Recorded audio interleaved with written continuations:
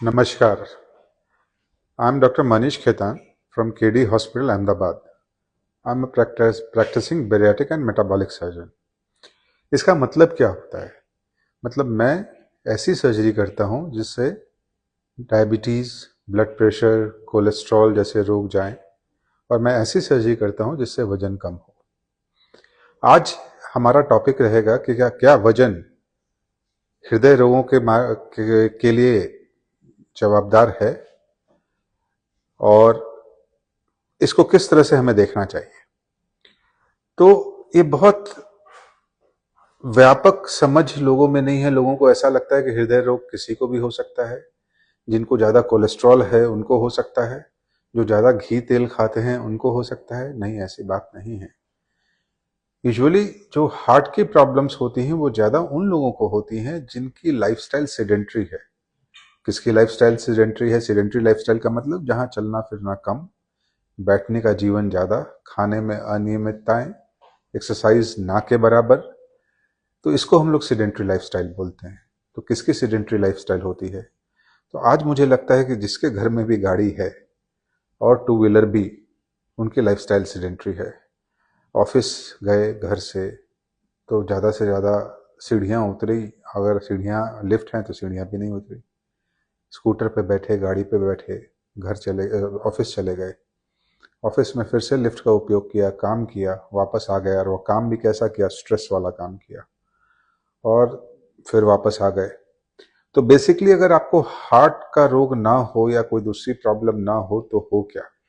तो ऐसे लोगों को यूजुअली डायबिटीज, ब्लड प्रेशर होने के चांसेस ज्यादा रहते हैं। और अगर उसमें ओबेसिटी हो गई, वजन बढ़ गया, तो वजन खुद हार्ट डिजीज के लिए एक मेजर कारण बन जाता है। अब आप पूछेंगे कैसे? तो मैं आपको इसका एकदम सिंपल एग्जांपल देता हूं कि सपोज हमने दो सेट ऑफ पेशेंट्स लिए, 100 इधर और 100 इधर। 100 लोग ऐसे, दोनों सारे के सारे पेशेंट एक जैसा काम करते हैं, एक जैसी लाइफस्टाइल है, मोर और लेस एक जैसा खाना खाते हैं, बिल्कुल सब कुछ सेम है। पर इन 100 लोगों का वजन ज्यादा है, इन 100 लोगों का वजन नॉर्मल है। तो जब और ऐसे पेशेंट्स को हमने 5 साल तक स्टडी किया तो हमने ये पाया कि ये जो 100 लोग हैं जिनका वजन ज्यादा है, उसमें नॉर्मली हार्ट अटैक की घटनाएं ज्यादा होती हैं, हार्ट डिजीज की प्रॉब्लम्स ज्यादा होती हैं। और जो नॉर्मल लोग हैं उनमें थोड़ी कम रहती हैं। से थोड़ी मतलब 49% कम रहती हैं, थोड़ी नहीं, ऑलमोस्ट 50% चांसेस कम है।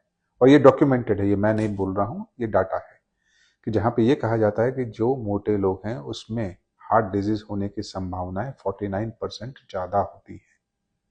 हार्ट डिजीज का मतलब क्या? हार्ट अटैक नहीं, हार्ट अटैक भी हो सकता है, ब्लड प्रेशर भी बढ़ सकता है, कोलेस्ट्रॉल भी बढ़ सकता है। तो ये एक्चुअली होता क्यों है और कैसे है? एक क्वेश्चन किसी के भी दिमाग में आ सकता है कि वजन से हार्ट को क्यों प्रॉब्लम होनी चाहिए। तो बेसिकली जब आपका वजन बढ़ता है तो किसी नॉर्मल इंसान, मतलब अगर मैं बहुत सीधी सादी भाषा में बात करूं, तो एक 30 साल का इंसान जो नॉर्मल है और एक 30 साल का इंसान जिसका वजन होना चाहिए 80 किलो और है 150 किलो, तो बेसिकली जो नॉर्मल इंसान है वो 30 साल का ही है, पर जो दूसरा 30 साल का इंसान है जो इसका वजन 150 किलो है, उसकी उम्र 50 साल है। तो ऑलरेडी 50 साल की उम्र जैसे ही उसके सारे के सारे ऑर्गन के ऊपर प्रभाव है। कहने का मतलब ये हुआ। तो अब हार्ट के ऊपर लोड बढ़ जाता है। आज एक हार्ट को 80 किलो के आदमी में ब्लड पंप करना हो तो उसमें एफर्ट्स कम लगते हैं, और अगर 150 किलो के आदमी में ब्लड पंप करना हो तो उसके एफर्ट्स ज़्यादा लगेंगे, उसकी ताकत ज़्यादा लगेगी। तो हाइपरट्रोफी और ब्लड प्रेशर जैसी समस्याएं पैदा होती हैं। ओबेसिटी खुद अपने आप में एक इन्फ्लामेटरी डिजीज है, एक रोग है। WHO, वर्ल्ड हेल्थ ऑर्गेनाइजेशन, जो एक हमारी संस्था है जो किसी रोग को संज्ञान देती है, मतलब उसकी पहचान करती है। जैसे कोविड जब आया तो एक नया रोग था, फिर बाद में WHO ने उस रोग को संज्ञा दी और उसने दिया, उसका एक कोड होता है। जब कोड देती है और जब नंबर देती है तो उसका ट्रीटमेंट प्रोटोकॉल भी वो देती है कि इस तरह का अगर रोग हो, ऐसे लक्षण हो, तो इस तरह से ट्रीटमेंट करने चाहिए। तो उसी तरह से जब उसने मोटापे का संज्ञान दिया तब उसने मोटापे को रोग माना। अब ये रोग है ना, एक अकेला रोग नहीं है। ये रोग अपने साथ बहुत सारे रोग को लेके आता है। ऊपर से नीचे देखिए तो हर ऑर्गन को इफेक्ट करता है, पर आज हम हार्ट की बात करेंगे। तो ये हार्ट में हार्ट की जो धमनियां हैं, जो आर्टरीज हैं, जो ब्लड सप्लाई हार्ट को करती हैं, उसके अंदर कोलेस्ट्रॉल डिपोजिशन की मात्रा बढ़ाता है, हार्ट की आर्टरीज को सख्त बनाता है, हार्ट की पंपिंग के एफर्ट्स बढ़ाता है, हार्ट की हाइपरट्रॉफी करता है। और जब ये सारी चीज़ें होती, और ब्लड प्रेशर बढ़ाता है, और बहुत सारे लोगों में डायबिटीज़ भी आती है मोटापे के कारण। तो जब ये सारी चीज़ें होती हैं तो हार्ट के ऊपर खतरा बढ़ जाता है और हार्ट अटैक आने के चांसेस ज़्यादा होते हैं। ये तो बात हो गई कि ओबेसिटी के लोगों को हार्ट अटैक ज़्यादा आता है। ये बात सत्य है, सनातन सत्य है। अटैक भी ज़्यादा आया, ब्लड प्रेशर भी हुआ, डायबिटीज़ भी हुई, कोलेस्ट्रॉल जिसको डिस्लिपिडीमिया बोलते हैं वो भी हुआ। जो अदरवाइज किसी और को भी हो तो उसको भी हार्ट के प्रॉब्लम के चांसेस हो सकते हैं, पर मोटे लोगों में ये ज़्यादा होते हैं। कितने ज़्यादा? 49% ज़्यादा। ये बात समझने की ज़रूरत है। अब ये सारी चीज़ें हो गई, मान लो मेरा वजन ज़्यादा है और मुझे प्रॉब्लम्स हैं, तो करें क्या? What I should do? तो मैंने बोला वो काम करें जिसको आप रोज कर सकें, ऐसा काम ना करें जिसको आप रोज फॉलो ना कर सकें। सपोज मैं सुबह 10 बजे से लेके शाम के, अमूमन ऐसा ही होता है कि आप 9 बजे या 8:45 तक ऑफिस के लिए निकलते हैं और शाम को 6:30-7 बजे तक आप ऑफिस से आते हैं। तो आपके पास कुछ समय आपको अपने लिए निकालना है जिसमें आप अपने शरीर का ध्यान दे सकें, जिसके अंदर सबसे पहली बात होती है कि एक नियम पे उठना। अब 6 बजे अगर आप उठेंगे तो आप कुछ आधा घंटा अपने शरीर को दे पाएंगे, जिसको हम एक्सरसाइज कहते हैं। कौन सी एक्सरसाइज? अब कोई पूछे तो जो आपसे रोज हो सके। अब वो सीढ़ी चढ़ना है, सीढ़ी उतरना है, वॉक है, रनिंग है, स्किपिंग है, जिम है, एक्सरसाइज है, साइकिलिंग है, चॉइस आपको करनी है कि आपको किस में मजा आता है। पर आधा घंटा, सिर्फ आधा घंटा इज इनफ। और वो भी हफ्ते के 6 दिन, एक दिन छुट्टी रखना अलाउड है। उसको अपनी आदत में शामिल करिए। फिर दूसरी कोई अगर मुझसे पूछे तो मैं यही बोलूंगा, टाइम से खाइए। क्या खा रहे हैं आप वो बाद में बात करेंगे। टाइम से खाइए, ब्रेकफास्ट का टाइम हो, ब्रेकफास्ट हेवी हो, लंच मॉडरेट हो, और वो टाइम से हो। ऑफिस में भी टाइम होता है ना, 1 से 2 लंच का टाइम होता है। घर में जो महिलाएं हैं वो घर के काम में रहती हैं तो उनको पता ही नहीं चलता है कि टाइम कब निकल गया। तो टाइम से खाइए। तीसरा इंपॉर्टेंट है, और डिनर आपका सबसे हल्का हो, और डिनर आपका हमेशा 7-7:30 से पहले खत्म हो जाए। अगर आप इतनी छोटी सी चीज को भी अगर आप अपने जीवन में शामिल कर लेंगे तो बहुत मेजर फर्क ला सकते हैं। फिर एक आता है टाइम से सोइए। और जो आज मैं सबसे बड़ी प्रॉब्लम्स जो आज के पेशेंट्स में देख रहा हूं, चलो टाइम से खा नहीं सकते रात का, खास करके रात का भोजन। रीजन है कि घर ही नहीं आ पाते उस वक्त तक कि जब खा सकें। कोई बात नहीं, अगर आप 9 बजे घर आते हैं, जैसे मेरा प्रोफेशन आप समझ सकते हैं, मैं डॉक्टर हूँ, मुझे काम करना पड़ता है, पेशेंट्स काफ़ी होते हैं। मुझे भी ये प्रॉब्लम रहती थी कि मैं 8-8:30 बजे घर पहुंच पाता था। तो कैसे 9-9:15 से पहले खाऊं, और अगर जल्दी सोना है तो खा के तुरंत सो जाना है। तो मैंने क्या किया, मैंने अब मैं 2 टिफिन लेके आता हूँ, एक लंच एक डिनर। मैं लंच टाइम से करता हूँ और 6 बजे के आसपास, 6, 6:15, 6:30 के आसपास मैं अपना डिनर का टिफिन भी खत्म कर देता हूँ। फिर मुझे अब घर जाना है, घर जाके कुछ खाना नहीं, तो एक गैप भी अच्छा मिल जाता है मुझे, और फिर मैं रात को सो सकता हूँ। तो इस तरह की छोटी छोटी चीजें आप अपनी जिंदगी में उतार सकते हैं। अगर आपके पास ब्लड प्रेशर है तो आप उसका ट्रीटमेंट लीजिए, मतलब कहने का मतलब है वेट लॉस करिए। तो वेट लॉस करने के लिए आपको एक्सरसाइज किसी भी फॉर्म में, और टाइम, और टाइम को आप कैसे कर पाएंगे तो प्लान करिए। मैं कल नाश्ते में क्या खाऊंगा, मैं कितने बजे उठूंगा, मैं एक्सरसाइज क्या अकेले नहीं कर सकता तो ग्रुप के साथ जाऊंगा, मैं नाश्ते में क्या खाऊंगा, मैं लंच में क्या ले सकता हूँ, मैं डिनर में क्या ले सकता हूँ। अगर ये सारी प्लानिंग आप खुद बनाते हो तो आप खुद बनाइए, और कोई और बनाता है तो उसको अगर बता दीजिए तो चीजें कितनी आसान हो जाएंगी। और टाइम से सोइए। Avoid TV and mobile after a certain time you decide. तो वो रात को 12 बजे तक नहीं होना चाहिए। 10 बजे से पहले पहले ये चीजें खत्म हो जानी चाहिए। उसके बाद आप सोने को चले जाएं। शुरुआत में दिक्कत बहुत आएगी अगर आपको सोने की आदत जल्दी नहीं है तो। पर अगर रोज शाम को आप 10 बजे, और मेरी सलाह यह है कि आप 10 बजने से जस्ट पहले अगर आपको नींद नहीं आती है तो हल्के गर्म पानी से नहाएं, उसमें 2 बूंद कोई भी फ्लेवर डाल दें जिससे बॉडी में स्मेल आए, बॉडी ओडर आपका अच्छा हो। और उसका ढीले कपड़े पहने और रूम में सोने चले जाएं, फ़ोन ना देखें। ब्लू लाइट दिन के वक्त बॉडी को दिमाग को एनर्जी देती है और रात के वक्त दिमाग को बेचैन करती है, तो आपको नींद नहीं आएगी। तो आप मोबाइल को ना देखें, टीवी को ना देखें, 10 बजे सोने चले जाएं। हफ्ते के अंदर आप देख लीजिएगा आपको नींद आने लग जाएगी। और अगर आप टाइम से सोएंगे तो टाइम से जग पाएंगे, अगर टाइम से जग पाएंगे तो एक रूटीन में बंध पाएंगे। और अगर आपने ये रूटीन को फॉलो किया तो आप किसी भी बीमारी को, मैं फिर सिर्फ हार्ट की बात नहीं कर रहा हूँ, किसी भी बीमारी को आप दूर धक्का दे सकते हैं। ये एक बहुत सोचने जैसा विषय है। और जिनकी उम्र 40 से ऊपर है, अगर आपका वजन ज़्यादा है, आपको लगता है कि आपको ब्लड प्रेशर है, तो आप अपने हार्ट के 40 से उम्र, तो अब मैं बोल रहा हूँ, पर आजकल तो यंगस्टर्स 18 साल, 20 साल, 22 साल में भी हार्ट अटैक आ रहा है, और ये सब लाइफस्टाइल की प्रॉब्लम है। तो आपने हार्ट का चेकअप एक रेगुलर जरूर कराते रहें।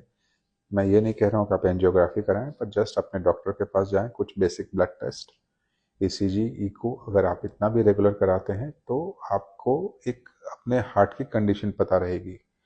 और वजन भी कैसे उतारें उसका टारगेट रखें। आप ऐसा मत सोचें कि मैं बहुत सारा वजन, बहुत सारी डाइटिंग कर लूँ, बहुत सारी एक्सरसाइज कर लूँ और मेरा वजन फटाफट होता जाए। फटाफट जिंदगी में कुछ नहीं होता। जो वजन को बढ़ने में 10 साल लगा है तो उसको उतारने में टाइम लगेगा। तो आप शांति से टारगेट फिक्स करिए कि मुझे हर महीने 2 किलो वजन उतारना है। रोज मशीन पे चढ़िए। अगर आपका वजन मान लीजिए 100 किलो है और अगर 98 हो गया है तो बस एक कसम खाइए कि रोज चढ़ूंगा, 98 से ऊपर नहीं जाने दूंगा। तो वो 2 किलो का तो फायदा हुआ। अगर आप 10% भी वजन घटा पाते हैं, आपका जो भी वजन है, 100 किलो है तो 10% मतलब 10 किलो, 150 किलो है तो 15 किलो, 10% भी आप अगर वजन घटा पाते हैं तो आप अपने हृदय को 50% जितना प्रोटेक्शन एक्स्ट्रा दे देते हैं जो पहले वजन में था। तो इन सब बातों का ध्यान रखना बहुत ज़रूरी है। वजन घटाने के लिए एक्सरसाइज, डाइट, नेचुरोपैथी और बहुत सारी चीज़ें हैं जो आप कर सकते हैं। और साथ में केडी हॉस्पिटल के अंदर हम ऐसे काफ़ी लोग जिनका काफ़ी ज़्यादा वजन है, डायबिटीज़ है, उनके लिए सर्जरी का भी ऑफर रखते हैं, जिससे वजन घटाने में और रोगों को दूर करने के में मदद मिलती है। चाइल्डहुड ओबेसिटी, एडोलेसेंट ओबेसिटी जिसको हम बोलते हैं, आजकल एक बहुत बड़ी प्रॉब्लम है। किसी दर्शक मित्र ने पूछा है। Yes, childhood obesity brings diabetes early. अभी ऐसी हालत हो कि मैंने इतने बच्चे देखे हैं अभी इधर उधर में। अब बच्चों में तो सर्जरी जैसा ऑप्शन हम नहीं दे सकते। खेलना बंद, घर के अंदर खाना पीना अत्यधिक, मोबाइल सिर्फ, गेम सिर्फ मोबाइल पे ही खेले जाते हैं, बाहर नहीं खेले जाते। तो मैंने 8 साल के बच्चे में, और ये टाइप 1 डायबिटीज नहीं है, डायबिटीज सिर्फ उनकी जीवन शैली के कारण उनकी जिंदगी में आया। 8 साल, 11 साल, 12 साल, साथ में ओबेसिटी, साथ में बड़ा heart hypertrophy, blood pressure obviously नहीं था, पर ये सारी चीजें बच्चों में जब मैं देखता हूं तो बड़ा अफसोस होता है कि पता नहीं हम लोग किस डायरेक्शन में जा रहे हैं। So same rules apply for kids also. बच्चों को भी आप प्रोत्साहित करें कि घर में ना रहें। देखिए, पढ़ाई लिखाई का बोझ है, मैं समझ सकता हूँ, पीयर प्रेशर है, क्लास में फर्स्ट आना है, या पता नहीं क्या क्या है, माँ बाप के एक्सपेक्टेशंस क्या हैं, आई डोंट नो। लेकिन मैं इतना ज़रूर कहूँगा कि बचपन जीने के लिए होता है, उनको जीने दीजिए। खाएं, पिएं और खूब खेलें। मेन इंपॉर्टेंट यही है कि खेलें। एक्चुअली एक्सरसाइज का महत्व अगर बचपन में आपने नहीं सीखा तो बड़े होके तो आप कुछ करने वाले नहीं हो। हम बचपन में खेलते तो तब खेल कूद छूट गया आज। अगर बचपन में बिल्कुल ही नहीं खेले होते तो शायद इसका डेफिनेशन, इसकी मतलब भी समझ में नहीं आता। तो खूब खेलें। एक तरीके का स्पोर्ट्स, अगर कोई शहर में रहते हैं और स्पोर्ट्स ज्वाइन कर सकते हैं तो कोई स्पोर्ट्स को अपनी हॉबी बनाएं, जिसको आप इंजॉय करने के लिए खेलें और उसको प्रोफेशनली भी अपना सकते हैं। तो चाइल्डहुड ओबेसिटी को दूर रखना समाज के हर व्यक्ति की, हर वर्ग की जिम्मेदारी है। वो बच्चे हैं, वो नहीं समझते हैं, वो जो घर में देखेंगे वही करेंगे।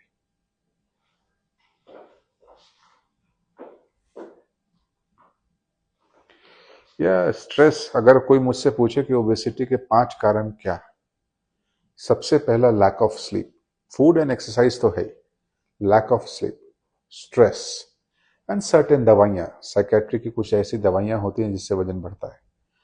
तो डाइट एंड एक्सरसाइज के अलावा ये 3 कारण हैं जो मैं सही समय पे सोना, सही समय पे उठना, सही टाइम से खाना, आधा स्ट्रेस तो वहीं चला जाता है जो आप खुद से जनरेट कर रहे हो अपने आप में। और एक स्ट्रेस होता है जो फैमिली सराउंडिंग्स के कारण हो सकता है, जो सिचुएशनल हो सकता है, जो ऑफिस के काम के कारण हो सकता है। उस स्ट्रेस को तो देखिए हर आदमी को अपनी तरीके से ही मैनेज करना है, और हर इंसान का स्ट्रेस लेने की क्षमता और स्ट्रेस को मैनेज करने की क्षमता अलग होती है।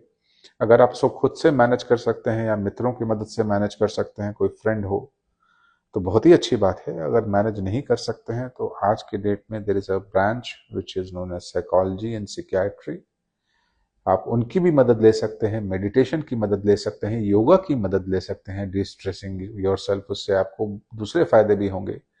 तो डी स्ट्रेस करने के, जो रात में मैंने आपको बोला ना कि आप हल्के से गर्म पानी से नहा के सोने जाए, तुरंत नींद आ जाएगी, वो actually destress your body relaxes and तुरंत फिर नींद आ जाती है। तो yes, stress is a reason for obesity, a major reason for obesity. जो हमें पढ़ाया जाता था उसमें हमेशा से, और आज भी उतना ही सच है, स्ट्रेस है, lack of exercise and food तो है ही, stress, lack of sleep and certain medication, ये 5 कारण है। जेनेटिक्स, कोई कहता है कि ओबेसिटी जेनेटिकल है। अगर जितने लोग ओबीज होते हैं मान लीजिए, तो लाख में किसी एक को जेनेटिक प्रॉब्लम होती है। बाकी जिनको लगता है कि वो जेनेटिकल है, वो जेनेटिकल नहीं है। Obesity runs in family because nobody runs in family. ये एक तरीके का जोक है जो हमारे बीच में चलता है, कोई हम चलते ही नहीं, इसी के कारण एक्चुअली ओबेसिटी हमें होती है।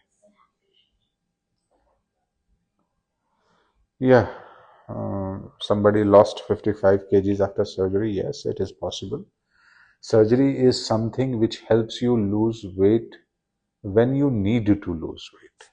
लगता है कि वजन लॉस करने की बहुत ज़्यादा ज़रूरत है, मोटापा अत्यधिक बढ़ गया है, जिसके कारण दूसरी problem like depression, snoring, sleep apnoea, heart की डिजीज, डायबिटीज, जोड़ों का दर्द, मेंस्ट्रुअल इरेगुलरिटीज, जो ओबेसिटी के कारण आ रही है, और आप सब कुछ करके थक गए हैं, हार गए हैं, मैनेज नहीं हो रहा है।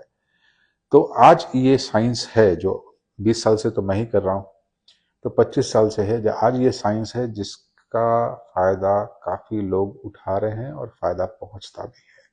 So it's a good option for those who can, मतलब कहते हैं ना कि सर्जरी सब में नहीं की जा सकती, उसके लिए बीएमआई का क्राइटेरिया होता है। तो जिसका भी बीएमआई होता क्या है, तो हाइट और वेट का एक रेशियो है, आप गूगल पे देख सकते हैं।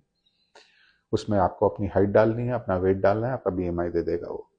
35 से ऊपर जिसका भी बीएमआई है, अगर वो सारे प्रयास करके थक चुके हैं, या उनको डायबिटीज बहुत ज़्यादा है, जो दवाइयाँ बढ़ते जा रही हैं, या दवाइयों के साथ कंट्रोल में नहीं हो रहा है, इस तरह के लोग डेफिनेटली इस सर्जरी का ऑप्शन ले सकते हैं, जिससे सिर्फ वजन ही कम नहीं होता, पर साथ साथ में डायबिटीज स्वतः ठीक हो जाती है। ठीक होने का मतलब है कंट्रोल में आ जाती है बिना दवाइयों के, इन 90% ऑफ द केसेस।